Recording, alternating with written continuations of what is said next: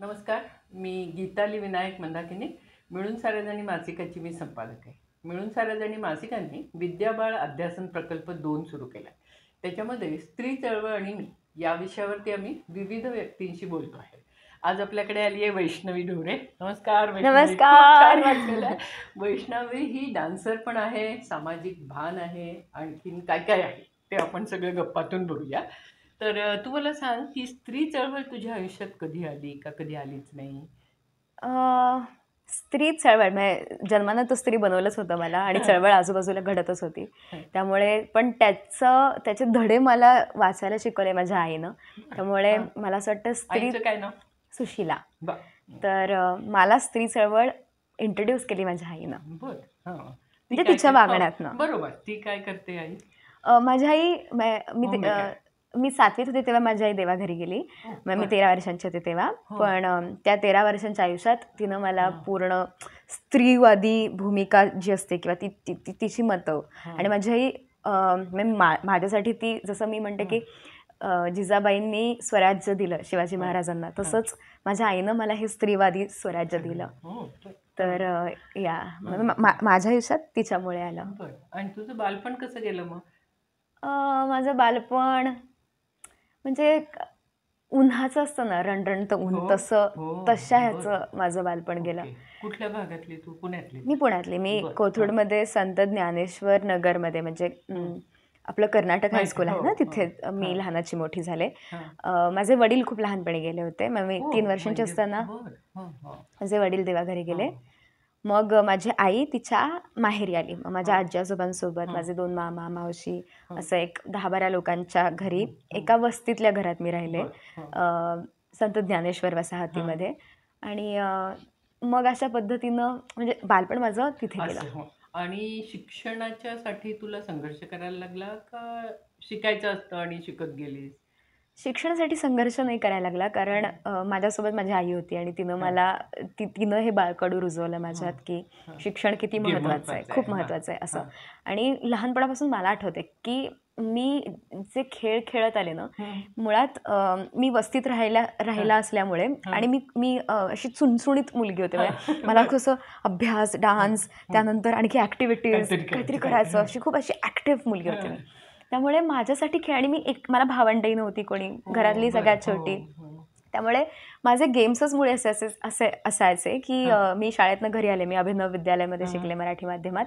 मी घरी आल्यावर हे जे ब्लॉक्स आहेत ना चौकोनी, तर हां. मला आता अभ्यास करायचा आहे किंवा मला आता शिकवायलाही आवडतं आणि मला आर्टही आवडते. हो. हां. म्हणून मग माझे गेम्स असे असायचे की मी माझ्या भिंतीवर, अशा पिवळ्या रंगाची भिंत होती, त्याच्यावर खडू घेऊन यायचे 1-1 रुपयाचे आणि त्याच्यावर जो काही पाठ आहे, चला आपण करूयात, ए आदिती, ए नेहा, अशा चौकोनांना मी नावं द्यायचे आणि मी त्यांना असं स्वतः शिकताना त्यांना मित्रमैत्रिणी करत मी माझ्या इमॅजिनरी वर्ल्डमध्ये जायचे आणि असे शिकवायचे. सो त्यामुळे शिक्षण हा खूप लहानपणीच माझ्या म्हणजे खूप महत्त्वाचं असतं हे कळलं, कारण आई माझी शिक्षिका होती. ती बालवाडी शिक्षिका होती, ती मुलांना शिकवायची आणि ती वाचायची.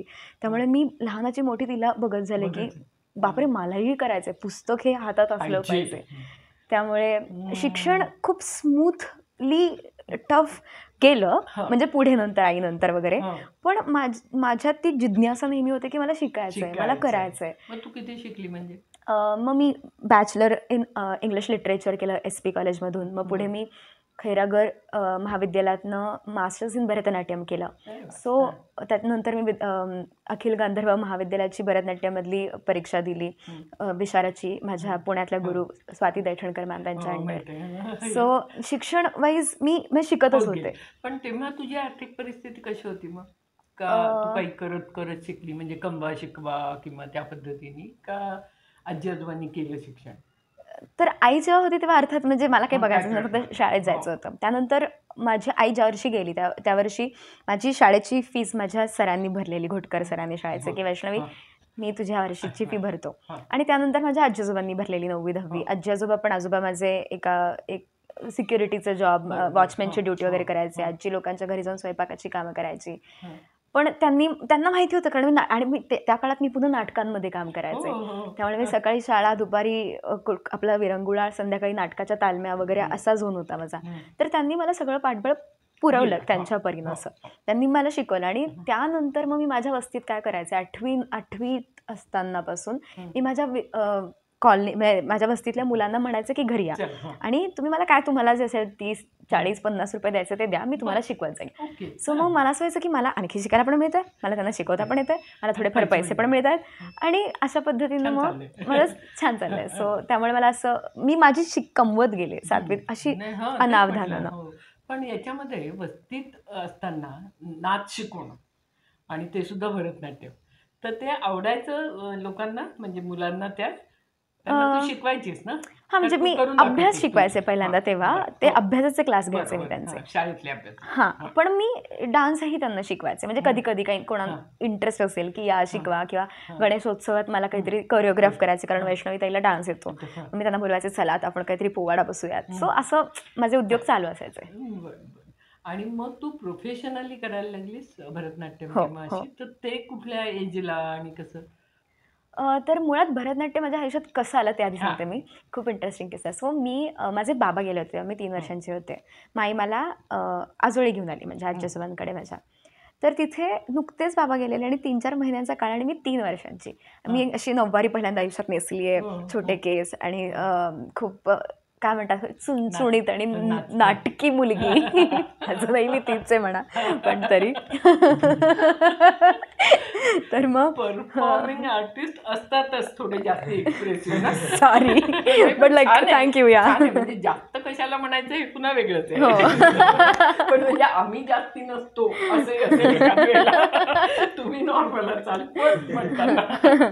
तर मग मी अशी म्हणजे मला आमच्या वस्तीतही लोक खूप चिडवायचे. ऍक्च्युली अगेन ह्याच्यातही एक गमतीशी आहे, कारण मी बोलताना पण आज म्हणायचे असं नाही, म्हणजे कारण मी थोडी कॉकेशियन लुक्सची दिसायचे, मोठे मोठे गाल, छोटे डोळे असायचे तेव्हा माझे.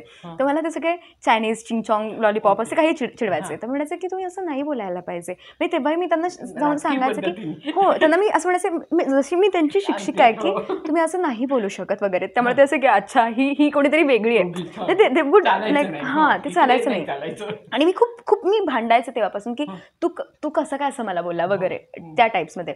तर अशी मी मुलगी होते आणि आमच्या इकडे कोणाचं तरी लग्न होतं, त्यात आईनं मला नऊवारी नेसली आणि कुठेतरी, आणि हे लग्न म्हणजे असं कसं एकदम शेतकरी लोक ही सगळी राऊडी लग्न, ठीक आहे.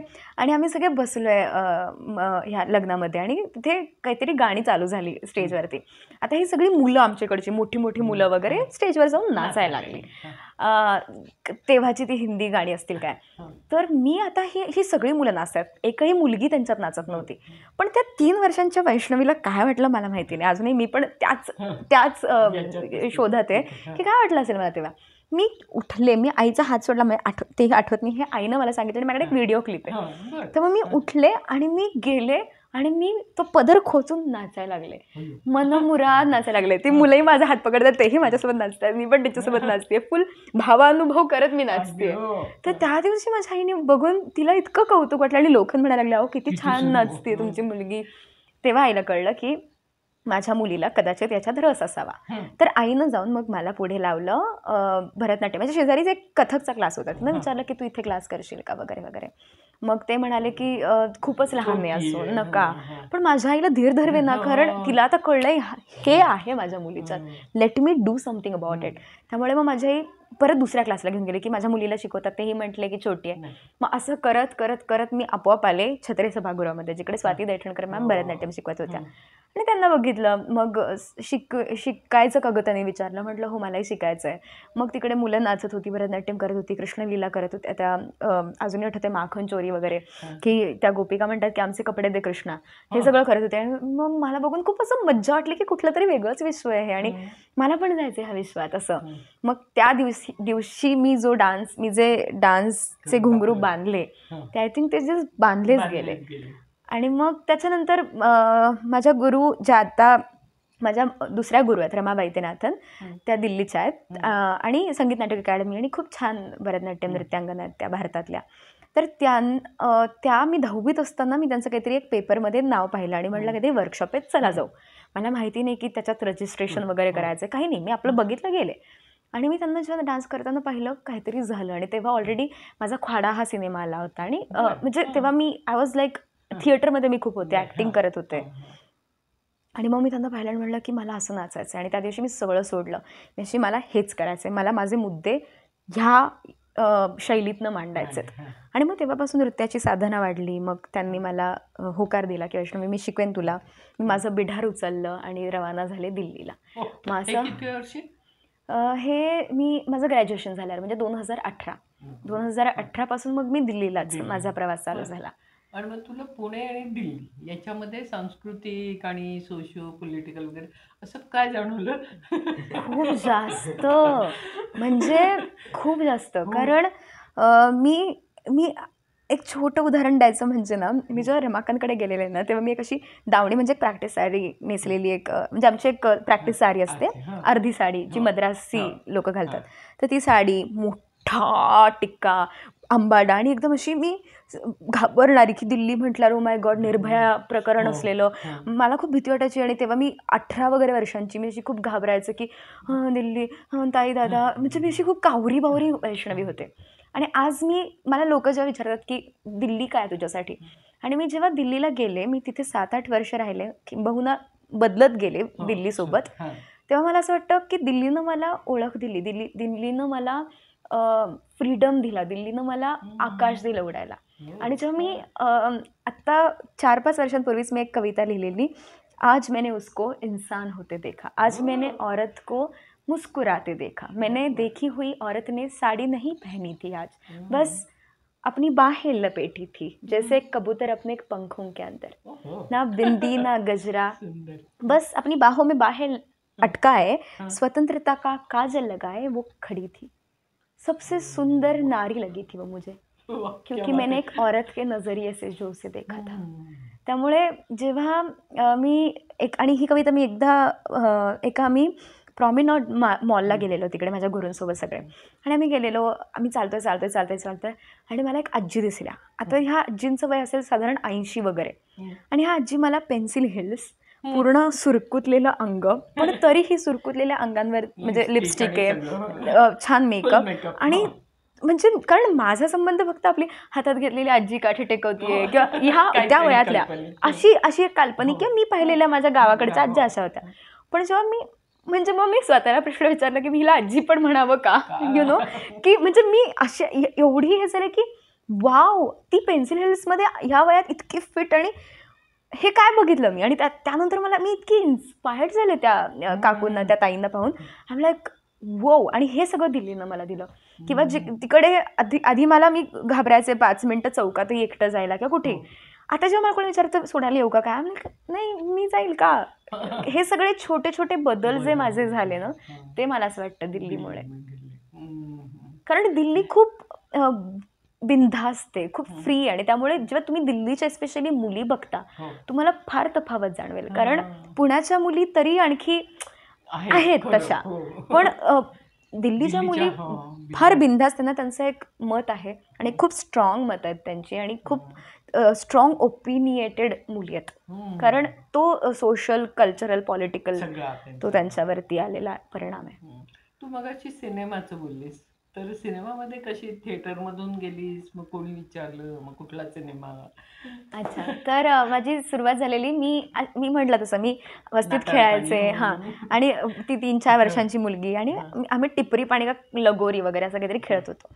तर FTIचे काही 2-3 मुलं आलेले की आम्हाला शॉर्ट फिल्म करायची, एक चुणचुणीत मुलगी हवी छोटी. त्यांनी मला बघितलं मी खेळत असताना, आणि त्यांना असं वाटलं की अरे ही जाऊ शकते त्या रोलला.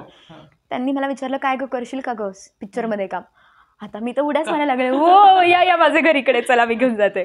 माझी मम्मी काहीतरी काम करत होती. म्हटलं की मम्मी ते विचारत आहेत की पिक्चरमध्ये काम करशील का. मग मम्मीनी मला विचारलं की करशील, आणि ते काही म्हणायच्या आधी मी खुण होती, हो म्हण नाही नको म्हणू, हो म्हण. तर मग आईने माझ्या म्हटलं की हां ठीक आहे चालेल. मग आई मला शॉर्ट फिल्मला घेऊन गेली, आणि ती कोण होती म्हणजे माणसं ती ज्यांनी विचारलं?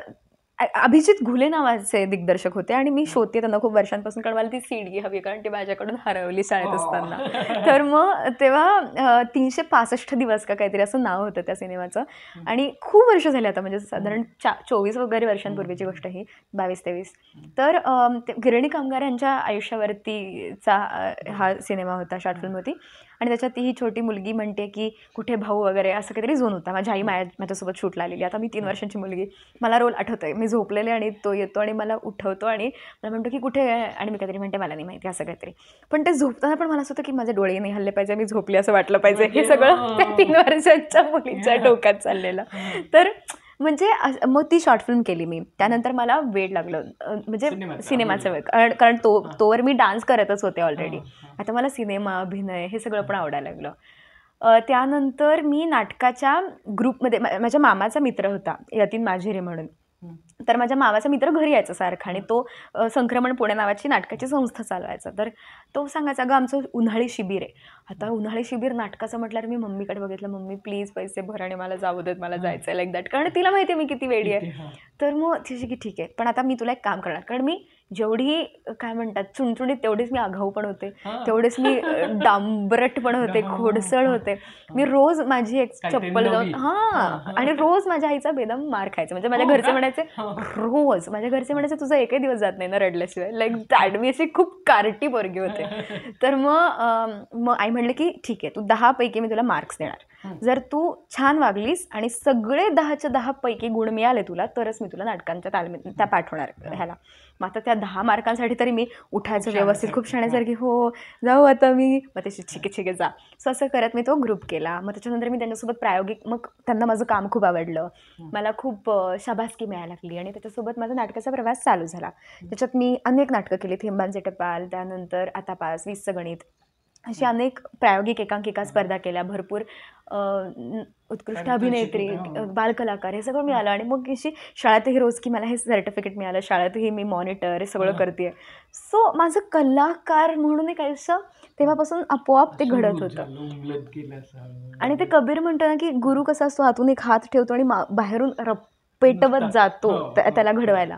तर तो आईचा एक हात पण होता आणि एक फटका पण होता की घडायचं आहे. कारण मला आईनं लहानपणी आठवलेलं, म्हणजे ती बोललेली हे आठवतं की गुड्डी इतकी मोठी हो की लोकांनी माझ्याकडे बघून म्हटलं पाहिजे, अरे तुझ्याकडे बघून मला म्हटलं पाहिजे की ही तिची आई आहे. आणि ते माझ्या ह्याच्यावर ब्रीदवाक्यासारखं पक्क बसलं की मला एवढी मेहनत करायची की हिला आपली आई म्हणून ओळखलं गेलं पाहिजे. त्यानंतर आमच्याशी खूप स्वप्न होती, म्हणजे तिचं आणि माझं नातं, कारण एकटी मुलगी आणि एकटी आई, आमच्या दोघींचं विश्व होतं.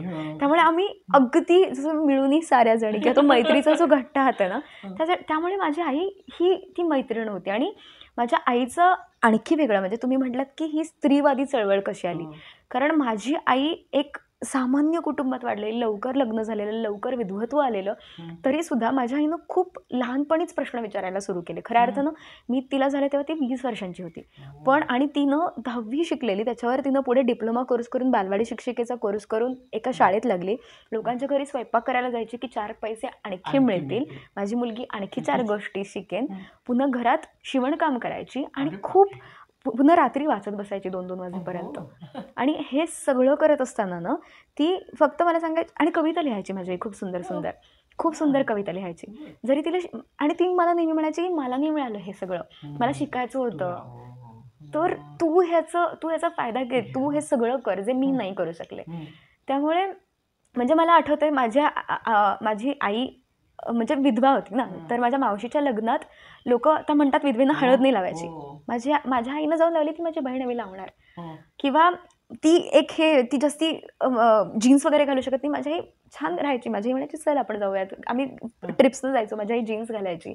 किंवा माझी आई खूप सोप्या साध्या गोष्टी असतील की मला अजूनही आठवतंय की आमच्यातलं नातं इतकं मैत्रीचं आणि इतकं सुंदर होतं की तेव्हा दबंग पिक्चर आलेला आणि तेव्हा मला सलमान खान खूप आवडायला लागलेला त्याच्या ॲक्टिंगमुळे. आणि जसं की आणि दोघीही तो सिनेमा बघत होतो आणि दबंग बघता बघता आम्ही बघतोय तो सिनेमा. आई म्हटली गुट्टी तुला काय वाटतं आहे सलमान खान? मी म्हटलं मम्मी विचार पण करू नको, तो तुझा जावई आहे. आणि आम्ही असे कॉन्व्हर्सेशन व्हायचे आमचे. आणि तेव्हा मी खूप लहान होतो. किंवा लहानपणी माझी एक खूप साधं माझ्या आजीला बोलता बोलता म्हटलेली की माझी म्हणजे आजी चिडचिड करायची ना, काम खूप करायला लागायचं, आई पण बाहेर कामाला जायची, घरातलं पण करायचं, सो आजी सगळं घरचं सांभाळायची प्लस बाहेरचं करायची. तर जेव्हा कधी कधी भांडण झाले की मी काही काम नाही केलं घरात, तर माझी म्हणायची तू मला काम सांग आई, पण माझ्या मुलीला सांगू नको, कारण तिचा जन्म ह्याच्यासाठी नाही झाला आहे आणि ती नाही करणार, ती तांब्याही नाही उचलणार. नाही करणार ती. मी माझ्या आईला मी घरातली कामं कशी करणार नाही त्यासाठी भांडताना पाहिलंय. किंवा माझी आई म्हणायची की मी तुझं लग्न करून पाठवणार नाही तुला, मी घर जावई आणणार. फाईन, ॲज लॉंग एज तुम्हाला स्पेस देशील, नो प्रॉब्लेम. तर हे असं आमचं नातं होतं मैत्रीचं. किंवा जे विचार होते ना, म्हणजे ती मला म्हणायची ती झाडांशी बोलायची. त्यामुळे मी तिचं ते अस्तित्व आणि खूप गोष्टींशी भांडली आहे माझी आई. समाजाशी भांडली आहे, खूप गोष्टींशी भांडत मी तिला घडताना पाहिलंय. आणि म्हणून तशा अर्थानं मग झाडांशी कुठे बोलायची? आमच्या घराच्या बाहेर. ती जाऊन बोलायची, तिला जे वाटायचे मुद्दे ती जाऊन झाडांशी बोलायची. तर ती मला खूप इंटरेस्टिंग वाटते आणि तिच्यामुळे मला हे सगळं जग आठवतं. आणि तिच्यामुळे मला म्हणजे तिच्या अशा काही कवितांमध्ये तिने लिहिलं आहे की स्वतःसाठी तर सगळेच जगतात, आपण दुसऱ्यांसाठी जगू, ह्या हातचं दुसऱ्यांना देऊ, हा जो देण्याचा स्वभाव किंवा बांधिलकी, तर हे सगळं तिच्यामुळे माझ्या आयुष्यात आलं. सो माझ्यासाठी आई वगळली तर काहीच नाही, माझी हिरो आहे. आणि मग आईला जावई येण्याचं पुढे काय घडलं? हो, जावई. ओके, तर मग त्याच्यानंतर आई गेली आणि माझ्या आयुष्यात मग माझा प्रियकर आला, चंद्रकांत राऊत. आणि तोही आम्ही नाटकाच्या तालमींवर भेटलो. आम्ही नाटकच करायचं तोही. तर तोही नाटक करायचा, मी नाटक करायचे, त्याला मी आवडले. मग पुढे त्यानं ख्वाडा सिनेमाच्या वेळी खूप मदत केली माझी, मला हॉर्स रायडिंगला शिकवलं. आणि असं करत करत करत आम्ही एकमेकांच्या प्रेमात पडलो. आणि त्याच्यानंतर असं होतं की तेव्हा माझा ख्वाडा सिनेमा आलेला. मी माझ्या आजी आजोबांच्या घरी राहू नव्हते शकत, कारण घर पण छोटं, मला प्रॅक्टिसला स्पेस नव्हती. तर तेव्हाही त्याच्या घरच्यांनी, म्हणजे आत्ताही माझं घरचा पत्ता हा चंदूच्या घरचा पत्ता आहे, तो माझ्या घरचा पत्ता नाही आहे, आजी आजोबांच्या घरचा पत्ता नाही आहे. तर तो मला त्याच्या घरी घेऊन गेला. म्हणजे लिटरली मी त्यांच्या घरात 10 लोकांच्या घरात माझंही एक घर झालं. म्हणजे मी राहायला लागले. म्हणजे ह्या समाजात जिकडे त्यांनी सामावून घेतलं. आणि जरी म्हणजे कधी कधी असे प्रश्न आले की लग्न काय, लोक काय म्हणेल, तरी ते म्हटले की हा आमच्यासाठी काही मॅटर नाही करत, तू आमच्यासाठी आमचा घरचा एक भाग आहेस. त्यामुळे मी त्याही घरात इतकं मला वेलकमिंग केलं गेलं की मी प्रॅक्टिस करते. किंवा त्याची आई म्हणजे सासूच म्हणूयात, तर मग त्या काम करतात किचनमध्ये. आणि मी येऊन डायरेक्टली म्हणते अच्छा चहा झाला का, प्लीज दे, मला प्रॅक्टिस करायला जायचं आहे. किंवा मग मी म्हणते की म्हणजे कामं चालत पण तरी माझ्या प्रॅक्टिसचा झोन आहे की सॉरी मी इथे नाही येऊ शकत आहे, तुम्ही करा.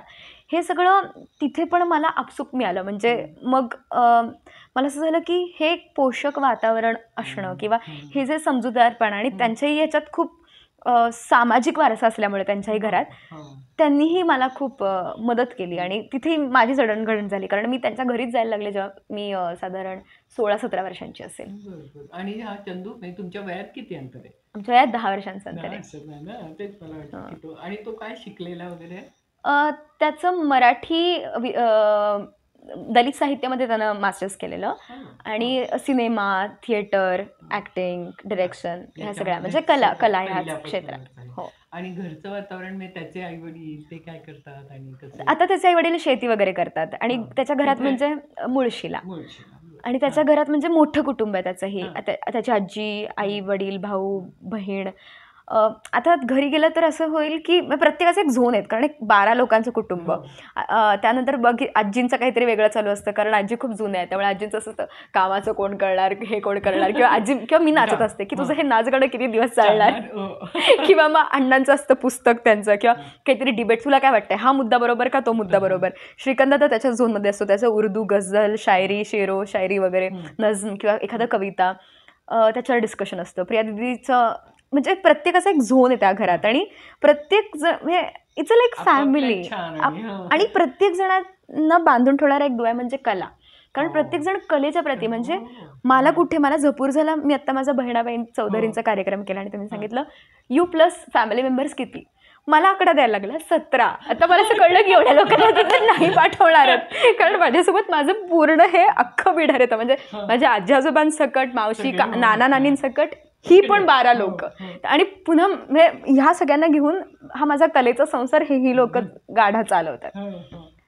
तर गेलीस किती जण हां, माझ्या प्रत्येक ठिकाणी हे सगळे असतात. म्हणजे प्रत्येक ठिकाणी सगळे असतात. माझा एकही कार्यक्रम असा नसतो किंवा माझ्या मित्रमैत्रिणी पुण्यात येतात तेव्हा हे सगळे, मी नसले तरी हे सगळे मॅनेज करतात. म्हणजे आता माझं घर हे मी काही आर्टिस्ट येतात बाहेरचे माझे मित्रमैत्रिणी, तर मी नसताना हे सगळे लोक मॅनेज करतात. मला फक्त फोनवर सांगायचं असतं हे मॅनेज करून द्या. हे घर कुठे मुळशीला आहे का? पुण्यात? नाही, पुण्यात. पुण्यात कुठे? राऊतवाडी, मोरे विद्यालय चौक, केळेवाडी वगैरे त्याच्या पुढे राऊतवाडी. Okay okay. आणि मग आता म्हणजे फायनली तुम्ही लग्न केलंय का लिव्हिंग मध्येच आहात? हां, live in with family. Best आहे, चांगलाच आहे. आणि मग याच्यामध्ये काय मूलबाळ हवं नको का तो काही विचार नाही का नको असं ठरलंय का? अय्यो काय केलं नव्हतं गेल्या तुम्ही. ओके, केला नव्हता असं काही नाही आहे विचार. म्हणजे ऑफकोर्स, कारण मातृत्व हे खूप सुंदर आहे. म्हणजे मला वाटतं की मातृत्व खूप सुंदर आहे. आणि मला असं वाटतं हां, फक्त लादलेलं नको, फक्त लादलेलं नको. कारण मला असं वाटतं एक स्त्री म्हणून एक मला स्वतःला आई व्हायला मी बघते, मी स्वतःला आई म्हणून एक बघते. कारण खूप गोष्टी आहेत ज्या मी पुढे देऊ शकते, जसं माझ्या आईनं मला दिल्या, तो वारसा चालू ठेवण्यासाठी. पण अर्थात आता खूप गोष्टी बदलल्यात, व्याकरण बदललं, इकॉनॉमिकल असेल किंवा कल्चरल असेल. मूल. तर मुलाच्या संदर्भात म्हणजे तू म्हणालीस तसं की मातृत्व हे बाईच्यासाठी बायोलॉजिकल पासून सगळं असतं ना, म्हणजे इमोशनल आणि सगळे असतातच, पण बायोलॉजिकल पण असतं. तर तशा अर्थाने पण तुला ते वाटतंय का की माझ्या शरीरात जो सगळा बदल होईल? नाही, त्यासाठी नाही खूप वाटत आहे त्याविषयी नाही, कारण तोही मला सुंदरच वाटतो. कारण म्हणजे ते जे आहे तो युनिक एक्सपिरियन्स आहे ना. करेक्ट, त्या अर्थाने म्हणते. म्हणजे मला असं वाटतं की कारण करिअर वाईज आत्ता माझं खूप छान चाललंय, जसं मला हवंय. कार्यक्रम आहेत, त्याच्यासाठी मातृत्वासाठी एक स्पेस लागते किंवा सगळंच घडून येणं लागतं.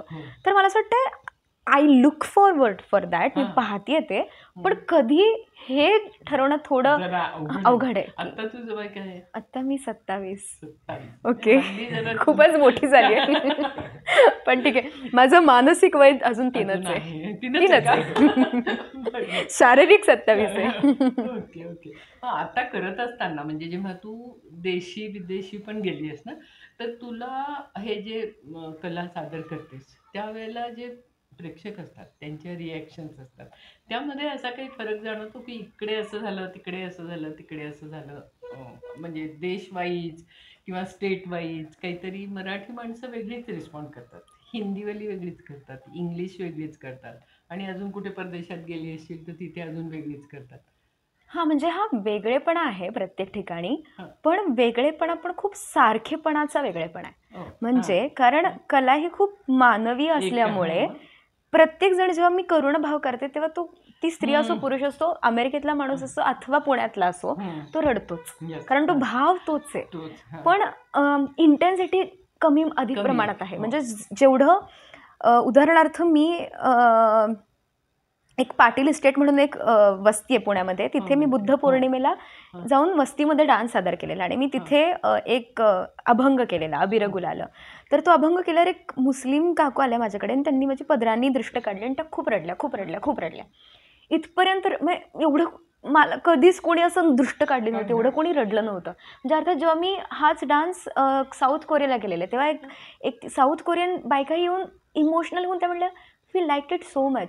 पण जेव्हा ती मुस्लिम बाई, मला अजून आठवते, म्हणजे पदरानं दृष्ट काढण्यापर्यंत व्याकुळतेनं रडतीये, तेव्हा मला कळलं तिचं असणारं विठ्ठलाप्रतीचं प्रेम आणि असणारी करुण भावना.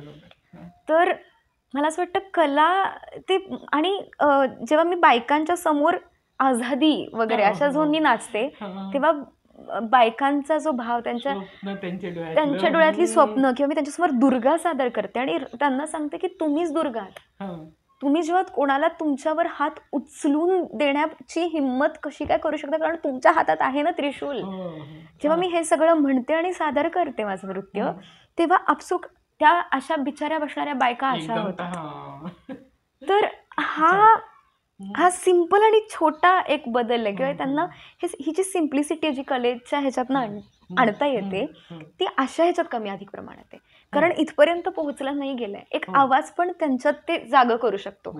तसं बाहेर म्हणजे दिल्लीच्या बायकांना ते नो इट, ते आहेत ऑलरेडी सशक्त, ते सशक्तीकरण झालंय. त्यामुळे त्यांना ते अंडरस्टँड, इथे दे गेट एज्युकेशन, त्यांना कळतं की ओ येस, ते डिरेक्टली जाऊन आरपार घुसतं. त्यामुळे अशा ह्याच्यात मला फरकांमध्ये म्हणजे किंवा मी आणखी सांगायचं तर मी एका डेफ अँड म्यूट शाळेमध्ये डान्स करत होते.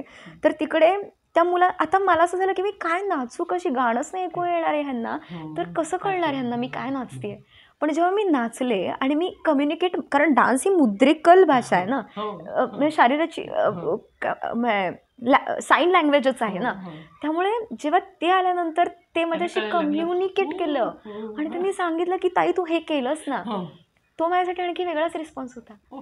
त्यामुळे प्रत्येक रिस्पॉन्स हा एकमेवा अद्वितीय आहे. प्रत्येकाचा भास वेगळा आहे. आणि परवा दिवशी ज्यांना माझं गाणं गायलंय डोईचा पद बहिणाबाई चौधरींसाठी, श्रुती वीणा विश्वनाथ, ब्रिलियंट सिंगर, आणि बाबोई म्हणून एक दोतारा आर्टिस्ट आहे वेस्ट बेंगॉलचा. आम्ही तिघंजणं गेलेलो आळंदी आणि देहुला. आम्ही म्हणलं पुणे दर्शनसाठी आपण जाऊया.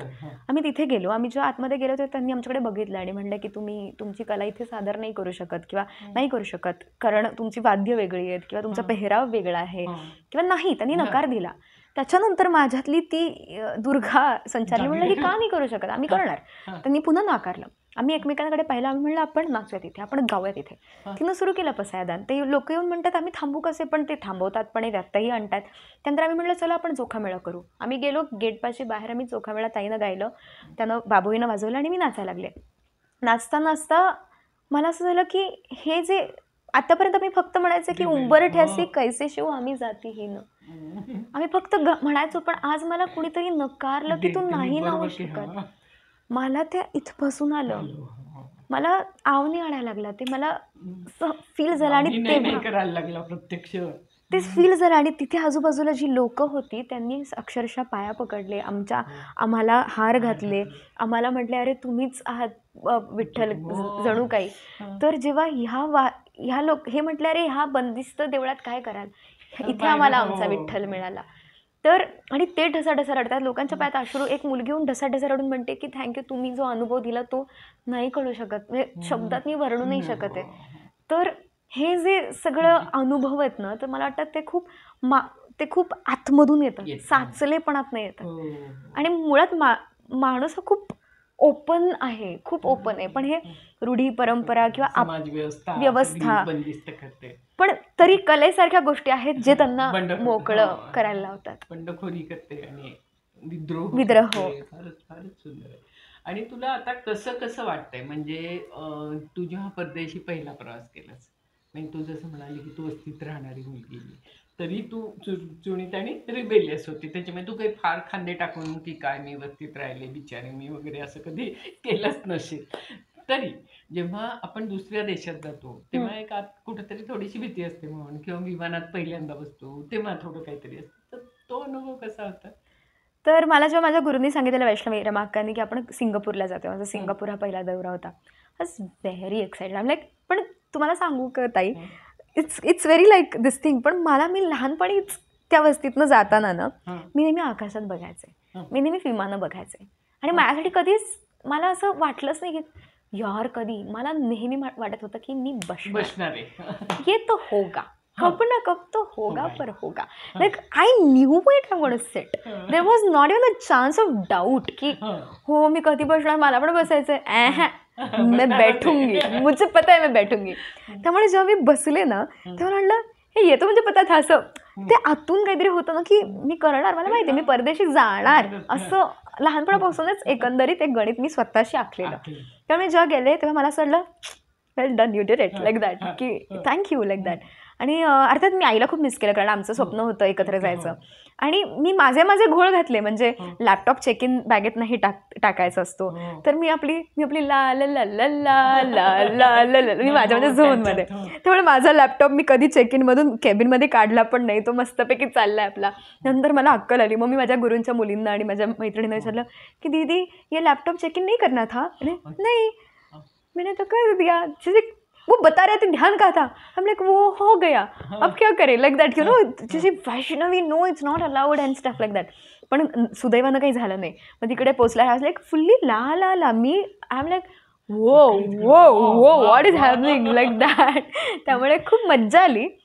आणि आता आता आता इतकं म्हणजे मला अजूनही आठवतं, तेव्हा मला असं मी कधी बसणार विमानात, पण बसेल एक दिवस वगैरे. आणि कट्टू आता असं असतं की देवा उद्या फ्लाईट आहे, आता नको, आता झोपू द्या, आता फक्त हिंडणंच नशिबात आहे. म्हणजे माझा संसार हा असा किचनमधला संसार वगैरे नाही आहे. एक माझी बॅग आहे, मोठीच्या मोठी सूटकेस, त्यात माझे कपडे, माझे डान्सचे घुंगरू, माझं ज्वेलरी, मेकअप, कपडे, डाडा सगळी बॅग आहे. त्याच्यासह मी इकडे 4 दिवस, तिकडे. आता असं झालं आहे दिल्लीतही मोठं घर आहे, कारण मी दिल्लीत एका NGOत भरतनाट्यम शिकवते हरियाणाला अंडर प्रिव्हिलेज्ड मुलांना. सो ते असे 60-70 हरियाणवी पोरी, त्या पण काही दलित मुली हरियाणवी, त्याच्या मॅम जी आप कब आ रहे हो, लाईक त्या अशा धिप्पड पोरी. मी त्याच्या हा येते बेटा येते. सो तिकडे माझा तो मोठा संसार, इकडचा माझा मोठा संसार. त्यानंतर माझ्या गुरूंसोबत सतत असणारे दौरे.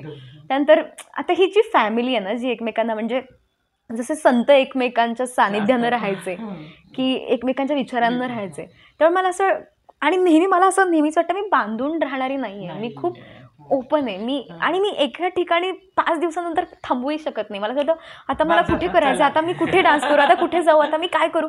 इव्हन माझा पहिला शो झाला ना, जेव्हा मी शोमधून एक्झिट करते ना स्टेजवरून, तेव्हा मला असं वाटतं हो झाला, आता मी कुठे करू. सो अशा ह्याची म्हणजे ते थांबू देत नाही मला माझं अस्तित्व. आणि हे आता काय, आता पुढे काय, कारण खूप गोष्टी करणं बाकी आहेत ताई. आज मी जेव्हा माझ्या वस्तीतल्या मैत्रिणींना बघते, त्या एका खेडेगावात लग्न करून गेल्यात, कुठेतरी वस्तींमध्येच लग्न करून गेल्यात, मुलं बाळं झाली आहेत, त्याही 4-2 घरची कामं करतात, शिक्षण घेतलं नाही आहे त्यांनी. किंवा आजही खूप साऱ्या मुली आहेत ज्या फक्त प्रिव्हिलेज्ड कम्युनिटीतनं येतात. आजही मला भांडावं लागतं मानधनासाठी, आजही मला माझे आर्ट सस्टेन करण्यासाठी. मला माझ्या ज्या IT मधल्या वगैरे मैत्रिणी आहेत, त्या मस्तपैकी टूर्स, ट्रॅव्हल्स, फुल आयुष्य जगतात. माझ्यासाठी जो पैसा येतो तो माझी कलेला इन्व्हेस्टमेंट आहे. जो येतो तो म्हणजे मला खायलाही मिळत नाही माझे आंबे, तेही मला पेरावे लागतात, आणखी माझे झाडं येतील अशा ह्यानं. त्यामुळे मला माहिती आहे की हा प्रवास जितका छान, जितका आनंदी होता, तितकाच खडतरही होता. कधी कधी देर वॉज अ टिअर्स, आणि इतका त्रास होता की मी का करते हे सगळं, मी नाही करायचं आहे मला, मी थकली आता, मी का करू. खूप खूप गोष्टी येतात ह्या जर्नीमध्ये. पण मला वाटतं की कारण माझी आई होती, आणि तिचा एक आवाज, आणि तिच्या आवाजानं मला समृद्ध केलं, आणि माझं पडलेलं काय म्हणतात पातं तिनं मला आधार देऊन सरळ केलं, आणि मोठं व्हायला आत्मनिर्भर केलं.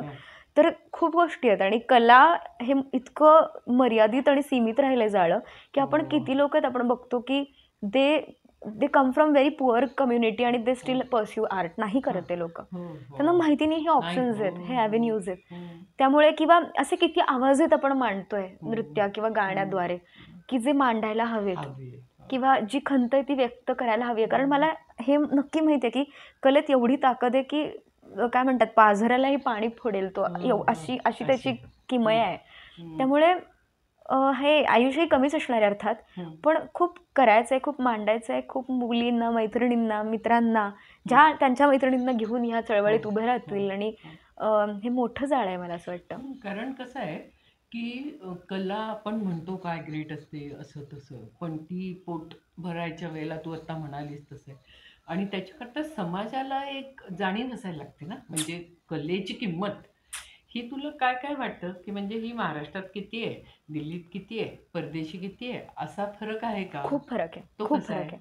म्हणजे आता परदेशात कलेला खूप किंमत आहे. म्हणजे आजही आर्टिस्ट जेव्हा आम्ही जातो आणि मीटिंग्स होतात आमचे तिकडच्या लोकांसोबत वगैरे, तर ते treat us like queens, you know. आम्हाला सगळं, कारण VIP ट्रीटमेंट, आणि त्यांच्यासाठी आम्ही म्हणजे कोणीतरी वेगळंच असतो. आणि खूप खूप प्रेमानं न्हाऊ घालतात ते. हो.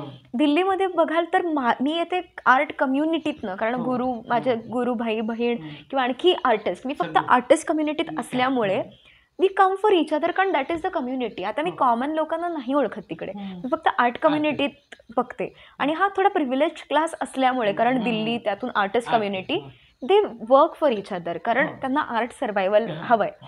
पण पुणे किंमत कळली आणि त्याची किंमत कळली. पण पुण्यामध्ये अनफॉर्च्युनेटली आपण 300 रुपयाचा एक सिनेमा कसा का असेना, पण आपण ते पॉपकॉर्न आणि त्या अनुभवासाठी जातो, आपण ते पैसे घालवतो. पण कदाचित एखादा साधा शास्त्रीय संगीतच असेल, नृत्याचा कार्यक्रम असेल, पण आपल्याला अरे 300 रुपये खूप जास्त आहेत, नाही होऊ शकत आपल्याच्यानं, किंवा आपण नाही करू शकत ते. आणि त्याच्यामुळे वर्गच तयार नाही झाला, रसिक नाहीच आहे इथे पुण्यात. आणि तेवढी मानसिकताच नाही झाली आपली की आपण कलेला हातबळ दिलं पाहिजे, कारण कलाकार तरच जगणार आहे. माझ्यासारख्या आर्टिस्टची जर ही अवस्था होत असेल तर मला माहिती नाही आपले जे लावणी नृत्यांगन आहेत किंवा हे जे गावाकडचे खेडेगावचे कलाकार आहेत जी कला जोपासतात त्यांचं काय होत असेल, किंवा फोक आर्टिस्ट किंवा इव्हन नाटक लोकांचे सुद्धा ते स्वतःचेच पैसे लावून सगळं करतात. आणि अजूनही भांडावं लागतं मला मानधनासाठी, की अजूनही म्हणजे एक कार्यक्रम करायचा असेल तर आम्हाला मिळतात 15,000, आम्हाला लावायला लागतात 70,000.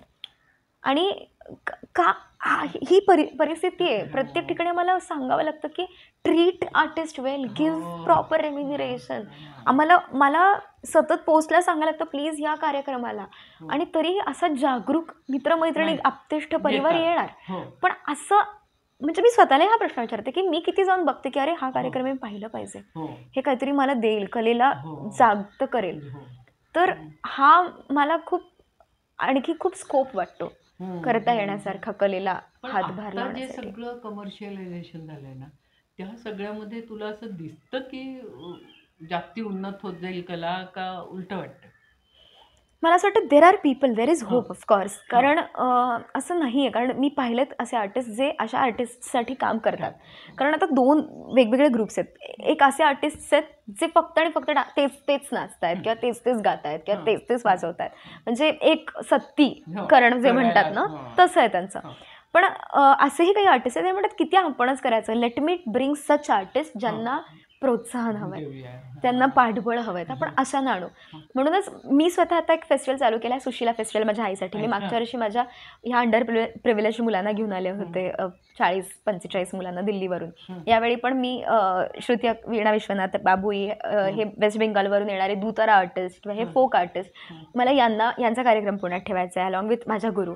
तर म्हणून हे फेस्टिवल करतानाच मी हा विचार केला की मला अशा आर्टिस्टना आणायचं आहे, किंवा वारकरी संप्रदायातल्या कुठल्या तरी गावची एखादं वारकरी भजन का असेना ते, पण असे कलाकार, कारण फक्त हेच आणि हेच होत आहेत असं नाही. आपल्याला सगळ्यांना हात धरून पुढे नेलं पाहिजे, कलेला होप्स असले पाहिजेत. कारण कधी कधी असं वाटतं की ती वीणा ठेवावी का खाली जी सरस्वतीनं घेतली आहे, कारण ती पोट नाही भरणार आहे.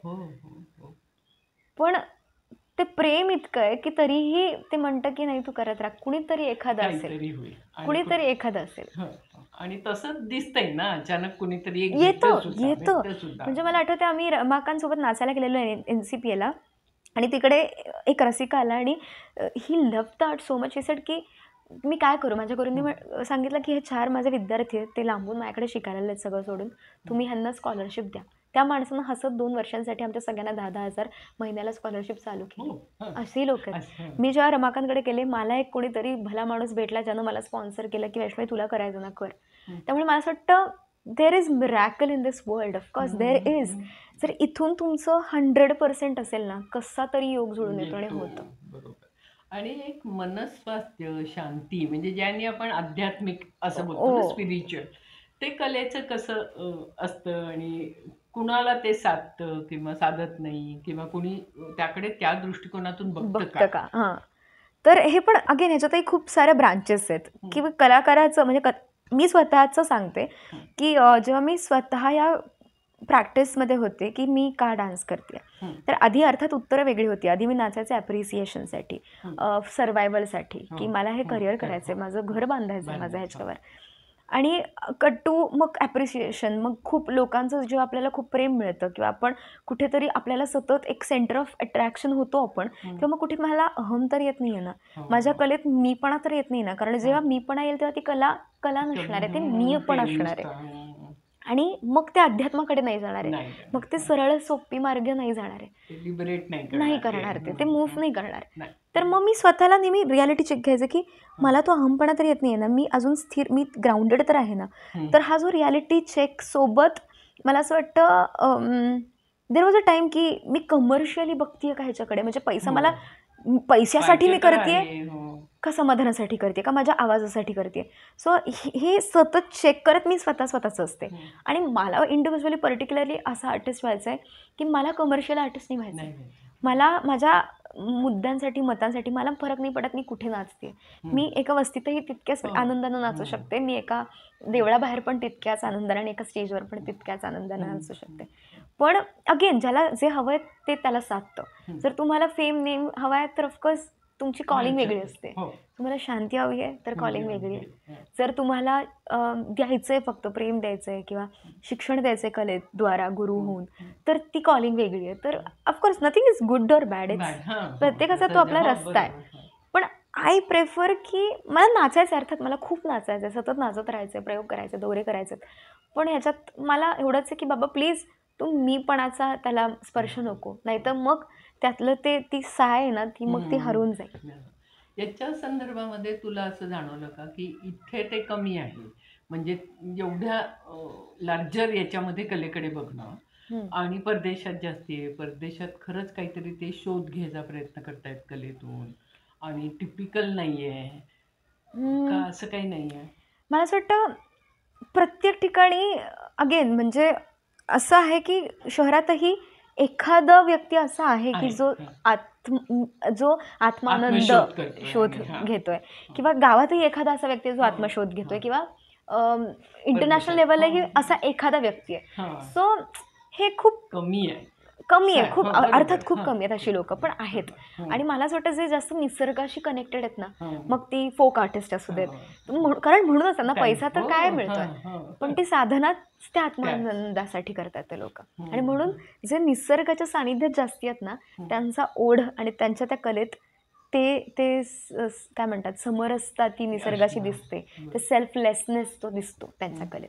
आणि तुम्ही तुमच्या ऑडियन्सला फूल नाही करू शकत, जे खूप खूप छान असतं. त्यामुळे त्यांना लगेच कळणार तुम्ही खोटं करताय ते इथून येत आहे का तुम्ही इथून, त्यांना खूप छान कळतं.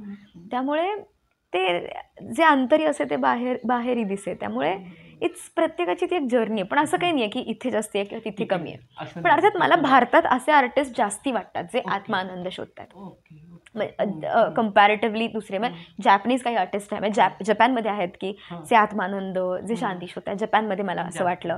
पुन्हा पाश्चिमात्य देशात कसं, पाश्चिमात्य देशात मला फारसं नाही वाटलं पाश्चिमात्यमध्ये, पण ऑफकोर्स भारतात आहे आणि जपानमध्ये मला वाटलं.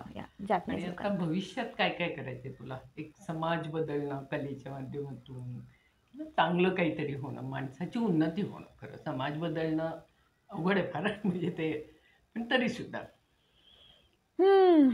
मला असं वाटतं की खूप करायचं आहे तेच की खूप मोठी माझी भूक, म्हणजे मला तोंड छोटं दिलंय पण मला एवढं काही खायचंय त्याच्यात, असं वालं आहे ते. त्यामुळे खूप गोष्टी करायच्या आहेत ताई. उदाहरणार्थ कला सर्वसामान्यांपर्यंत पोहोचवायची आहे. तेव्हा कुठे, कारण वैष्णवी ढोरेला बघायला नाही येणार आहे कोणी तसा दुसरा वर्ग. मला माझीच गावातल्या लोकांना आणून तयार केलं पाहिजे माझं रसिक म्हणून, कारण त्याशिवाय ती पोचणारच नाही कला तिथपर्यंत. तर मला ती तळागाळापासून गावाखेड्यापर्यंत सगळीकडे पोहोचवायची. अर्थात ती शहरात जास्ती गरज आहे असं नाही तुला वाटत? कला म्हणजे खरी कला, छान कला पोहोचणं शहरात ज्या पद्धतीने. पण मला माहिती नाही शहरात तयार पण आहेत का ते पाहायला. हो ना, म्हणून तर मी म्हणते की तिथे जास्ती परीक्षा आहे, पण तिथे जास्ती गरज पण आहे. पण तिथे म्हणजे शहरात तर होतच असतात, पण ते तरी लोक येत नाही. आणि गावाखेड्यांना हे जास्ती कळू शकतं कारण त्यांच्यापर्यंत पोहोचलंच नाही. म्हणजे ऑलरेडी काम करायला आहे, म्हणजे युनिव्हर्सिटीज आहेत. आता that is your call if you want to come and not educate, but let me build universities where it is not even there. So मग इथे मला स्कोप आणि पॉझिटिव्ह रिस्पॉन्स 100% हे मला माहिती आहे. तर असं ह्यानं आणि मला असे विषय म्हणजे मला बहिणाबाई चौधरींवर काम केलं, कारण मला शाळेपासूनच खूप वाटायचं की किती सुंदर लिहिलं यांनी. आणि ही बाई तर अशिक्षित होती तसं बघायला गेलं सामाजिकदृष्ट्या, पण तिची समज काय म्हणजे हिच्या एवढी साक्षरता आपल्या कुणालाच नाही आहे कदाचित, की जी म्हणते साधं की तिची ओलीशीच चोच तेच हात दात तेच ओठ तुला दिले रे देवानं 2 हात 10 बोट आणि what are you doing with that. तर हे मला खूप कनेक्टेड वाटल्या. त्यामुळे मला असे विषय मांडायचे, मला अशा गोष्टींवर नाचायचं आहे ज्याच्यावर माझं मन म्हणतं वैष्णवी नाच, आणि जे पोचलं पाहिजे. त्यानंतर मला एक माझी कम्युनिटी बिल्ड करायची आहे जिथे कुणीही नाचू शकतं, कुणीही गाऊ शकतं, कुणीही वाजवू शकतं, कुणीही लिहू शकतं, अशी कम्युनिटी करायची आहे मला. असं काही नाही आहे, फक्त एक खांदा व्हायचं आहे कोणासाठी तरी नाचण्यासाठी, कोणाचा तरी हात पकडून कोणाला तरी वाजवायला सपोर्ट करायचा आहे, आणि फक्त ते मिरेसारखे घुंगरू बांधत आपल्या गल्ल्याबोळातून नाचत फिरायचं. पण हे जे आहे ना आपल्याकडे की पुरुष कमी नाचतात बघ, आणि म्हणजे नृत्य अशा अर्थाने, तर ते आता काय वाढतंय थोडंफार का? तो एक वेगळाच स्ट्रगल आहे. पण आहेत असे खूप सारे पुरुष आहेत ज्यांना नाचायचं आहे, पण कधी कधी ते दाबून ठेवतात की समाज काय म्हणेल म्हणून. म्हणजे मी रूट्स टू रूट्स आणि स्पीक मॅकेसाठी जेव्हा जाते खेड्यापाड्यांमध्ये नाचायला शाळांमध्ये, तर खूप सारी मुलं येऊन, एका मुलानं मला येऊन सांगितलं की ताई मला आत्महत्येचा विचार आलेला, कारण मी, आणि तो खूप सुंदर नाचत होता. तर कारण मुलं त्याला चिडवायचे तू काय नाचणार वगैरे वगैरे बाईल्या, आणि तो म्हटला की मला नाचायचं आहे पण मी नाचू नाही शकत आहे, कारण हे करतात. मी खरंच हा विचार करत होतो. अजूनही तो माझ्या इंस्टाग्रामवर टचमध्ये, मी त्याला गाईड करते की असं कर तसं कर. पण अशा खूप केसेस आहेत, आणि मला वाटतं ते एज्युकेशन सिस्टीममध्येच आपल्याला आणावं लागणार आहे की dance is just a martial art type of a thing, एक्सरसाइजसाठीचा प्रकार आहे तो, आणि इमोशन आहे त्याच्यात कुठेही लिंग नाही आहे, सगळ्यांना करू द्या. तर हे इतकं टॅबू आहे, आणि जे माझे मेल डान्सर्स आहेत ना त्यांना इतकं फेस करायला लागतात कधी कधी. दे हॅव टू फेस की ये देख कौन जा रहा है, किंवा यु नो किंवा जे मेकअप, त्यांना लिपस्टिक पण लावायला इतकं हे होतं. त्यामुळे हा खूप मोठा संघर्ष आहे हा. तुमच्या याच्यामध्ये LGBTIQ समूहातलं कोणी आहे नाचाच्या याच्यात?